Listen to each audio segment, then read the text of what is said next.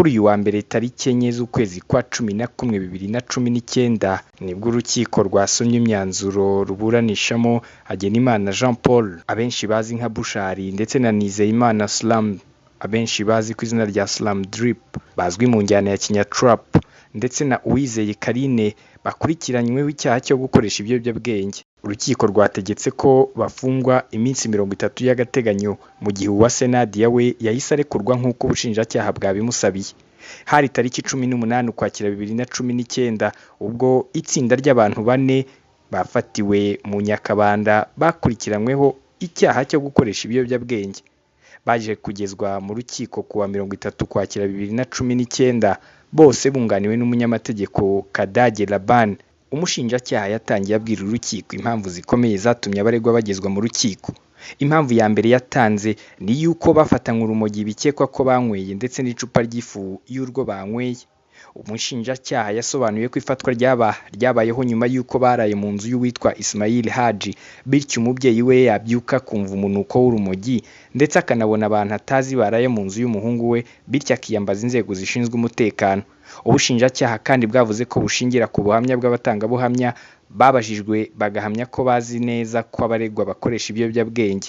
Usibye ibi bimenyetso, ubushinjacyaha bwavuze kandi ko bushingira ku byemezo bya muganga wabapimye akabasangamo ibiyobyabwenge mu mubiri. Icyo gihe ubushinjacyaha bwasabiye batatu mu baregwaga gufungwa by'agateganyo mu gihe uwitwa Uwase Nadia we bwamusabiye kurekurwa kuko raporo ya muganga yagaragazaga ko nta biyobyabwenge yigeze akoresha. Aho ubushinjacyaha bwavuze ko Uwase yakurikiranwagaho icyaha cyo guhishira abakoze icyaha ndetse no kudatanga amakuru ku gihe. Icyakora bwongeraho ko bumusabira kuba yakurikiranwa ari hanze. Baburana Bushari ndetse na Slam Drip bazwi mu njyana ya Kinyatrap bo bemereye urukiko ko kera bakoreshaga urumogi ariko ko bari bamaze amezi 4 bararuretse kubera akazi gatandukanye bari bamaze igihe bakora. Bushari yabwiye urukiko ko abo bafatiwe bahagiye bashaka kuruhuka kuko bari bamaze ijoro ryose bari mu kabari kazwi nka Sun City, bwabakeraho bagahitamo kuharuhukira kuko byari bigoye ko bataha iwabo. Avuga ko ubwo bafatwaga basaswe maze bakaza kudasanganwa urumogi ndetse n'ababafashe ngo babanje kubinukiriza kandi icyo gihe nta rumogi rwabanukagaho. Ubunganira mu mategeko avuga ko nyir'urugo bafatiwemo yabyutse akabona inkweto z'umukobwa hanze, bityo agatera hejuru avuga ko umuhungu watahana abakobwa. Nyuma abari baryanye imbere barasohoka ngo bamusobanurire maze wahitamo gutabaza. Yavuze ko ikoti ryasanzwemo urumogi atari ry'abakiriya be ahubwo ari ry'umuhungu wa nyir'urugo, bityo ko yakabaye ari buryozwe ibyasanzwe mu ikoti rye aho kubiryoza abo yunganira. Uwizeye Karine w'icyo gihe yavuze ko atigeze anywa urumogi uwo munsi. Uwase we yavuze ko yageze muri urwo rugo agiye kuryama ngo aze kubyukira mu kazi. Yongeyeho ko iby'urumogi ntabyo azi, atigeze arunywa ndetse ashimangira iby'ubushinjacyaha bwavuze ko yarekurwa agakurikiranwa ari hanze. Avuga ko nta makuru yahishe kuko ntayo yari azi, dore ko yageze muri urwo rugo akaryama akaza gukangurwa n'isaha yari yashyizeho imubyutsa ngo ajye ku kazi. Kuri uyu wa mbere tariki 4 Ugushyingo 2019 mu rukiko rw'ibanze rwa Nyamirambo basomye imyanzuro y'urukiko ivuga ko Hagenimana Jean Paul abenshi bazi nka Bushari, Nizeyimana Slam abenshi bazi nka Slam Drip, Uwineza Karine bafungwa iminsi 30 y'agateganyo mu gihe ngo hagishakishwe ibimenyetso.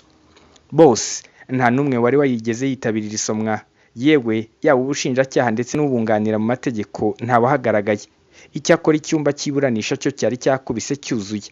Abafana baba bahanzi bari muri iki cyumba, inshuti n'abavandimwe kimwe n'itangazamakuru naryo byari ryitabiriye ku bwinshi kumva imyanzuro y'urukiko. Urukiko rushingiye ku kuba bemera ko basanzwe mu nzu yasanzwemo urumogi ndetse bakemera ko urumogi rwasanzwe mu nzu barimo rwatesheje agaciro icyo kuba bamaze igihe baretse urumogi. Raporo ya muganga igaragaza ko Uwase atigeze anywa urumogi ndetse n'ubuhamya bw'umuvandimwe wahamirije ubugenzacyaha ko uyu mwana atanywa urumogi kubera uburwayi asanganywe rwasanze nta mpamvu yo gukurikiranwa afunze. Urukiko rwasanze hari impamvu zikomeye zituma abaregwa bakurikiranwa bafunzwe nk'uko zatangajwe n'ubushinjacyaha. Urukiko rwanzuye ko abaregwa bose bagomba gufungwa by'agateganyo kugira ngo badasibanganya ibimenyetso cyangwa ngo batoroke ubutabera. Icyifuzo cyabo cyo gutanga ingwate bakaburana bari hanze nacyo urukiko rwagiteye utwatsi. Uwase Nadia urukiko rwategetse ko agomba guhita afungurwa nyuma yo gusoma uru rubanza, mu gihe abasigaye bo ngo bagomba gufungwa by'agateganyo mu minsi 30, bakaba ariko bashobora kujurira iki cyemezo bitarenze iminsi 15. icyemezo cy'urukiko nuko rwemeje ko icyifuzo cy'ubushinjacyaha gifite ishingiro bemeza ko hari impamvu zikomeye zihagije zituma Hagenimana Jean Paul Alias Bushare, Nizeyimana Simon na Uwizeye Carine bakekwaho icyaha bakurikiranyweho, bemeza ko nta mpamvu zihari zatuma Uwasenabyo akekwa kw'icyaha akurikiranyweho, gutegeka ko Hagenimana Jean Paul Alias Bushare, Nizeyimana na Uwizeye Carine bafungwa by'agateganyo muri gereza mu gihe cy'ukwezi kumwe, gutegeka ko Uwasenabyo afungurwa urubanza rukimara gusomwa agakurikirana adafunzwe. Simeon Stizo Muhumuza, One Nation Radio, i Kigali.